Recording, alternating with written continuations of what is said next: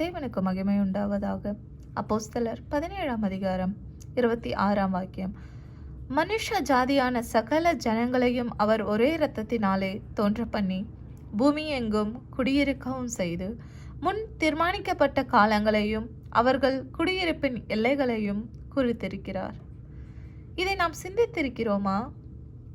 மனுஷர் அவர்களுக்கு நிறங்கள் வித்தியாசமாக இருக்கலாம், ஆனால் நாம் யாவரும் ஒரே இரத்தத்தால் தோன்ற பண்ணியிருக்கிறார் தேவனானவர்.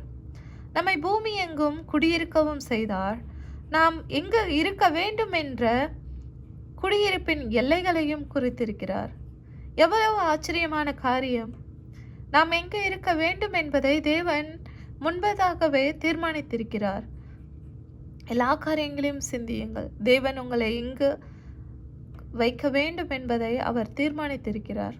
நீங்கள் தேவன் சொன்ன இடத்தில்தான், அவர் நினைக்கிற இடத்தில்தான் நீங்கள் இருக்கிறீர்களா என்பதை எப்பொழுதும் சிந்தித்து செயல்படுங்கள். தேவன் தாமே உங்களை ஆசீர்வதிப்பாராக. ஆமென்.